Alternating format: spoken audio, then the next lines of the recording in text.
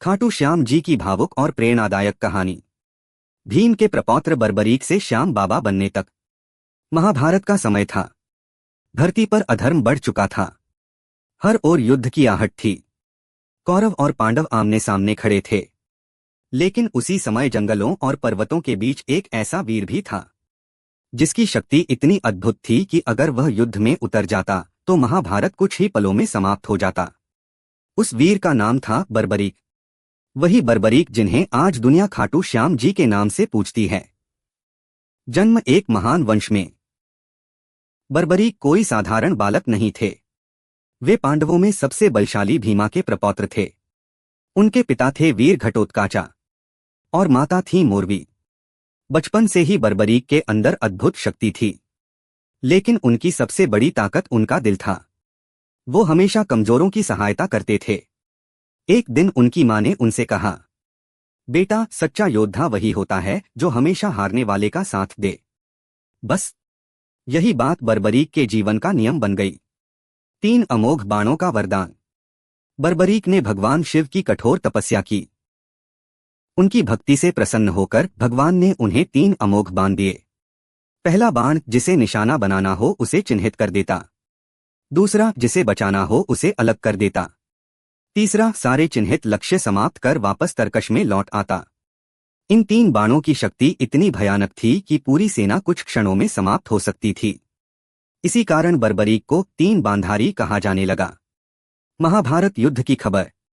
जब बर्बरीक को पता चला कि कुरुक्षेत्र में धर्म और अधर्म का युद्ध होने वाला है तो उनका वीर हृदय बेचैन हो उठा। उन्होंने अपनी मां से कहा, मां, मैं भी इस युद्ध में जाऊंगा। मां ने उन्हें आशीर्वाद दिया, लेकिन साथ में एक वचन भी लिया, याद रखना बेटा, हमेशा हारने वाले का साथ देना।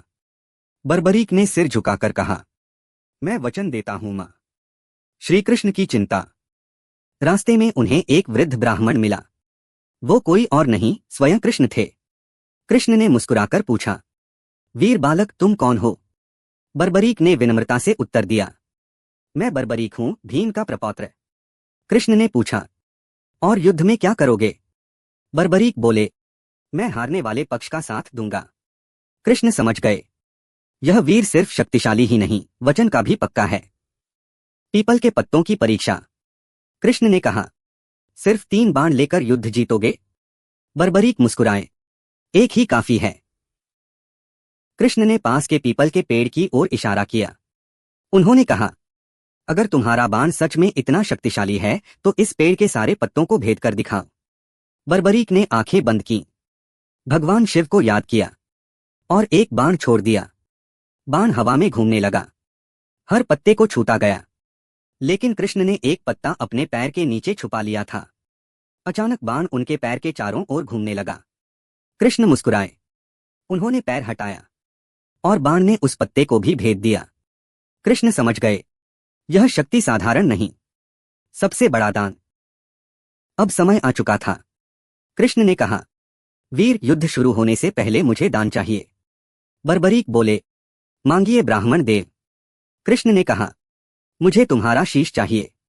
कुछ पल के लिए वातावरण शांत हो गया, लेकिन बर्बरीक के चेहरे पर डर नहीं था।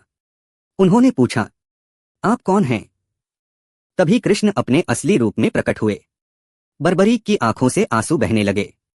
उन्होंने हाथ जोड़कर कहा, प्रभु, अगर मेरा शीश धर्म की रक्षा में काम आए तो यह मेरा सौभाग्य है। वह क्षण जिसने इतिहास बदल दिया। बर्बरीक ने बिना हिचकिचाए अपना शीश दान कर दिया। धरती कांप उठी, देवता रो पड़े, आकाश से फूल बरसने लगे। कृष्ण की आंखें भी नम थीं। उन्होंने कहा, आज से कलयुग में तुम्हें मेरे नाम से पूजा जाएगा। तुम हारे हुए लोगों की उम्मीद बनोगे।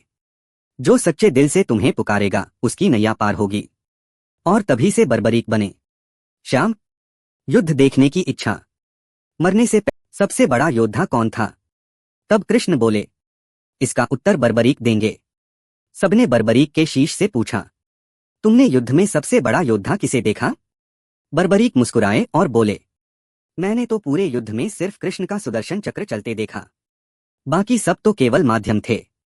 यह सुनकर सभी की आंखें झुक गईं। कहानी की सबसे बड़ी सीख। कभी कभी जीवन में त्याग ही सबसे बड़ी जीत होता है। बर्बरीक चाहते तो दुनिया जीत सकते थे, लेकिन उन्होंने अपना सिर देकर अमर होना चुना।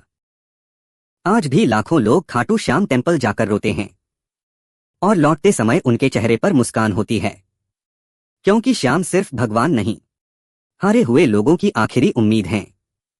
भावुक समापन। अगर जिंदगी में कभी लगे कि सब खत्म हो गया, कोई साथ नहीं, हर रास्ता बंद है, तो बस आंखें बंद करके कहना, हारे का सहारा बाबा श्याम हमारा। कहते हैं, जहां दुनिया हार मान लेती है, वहीं से श्याम बाबा चमत्कार शुरू करते हैं।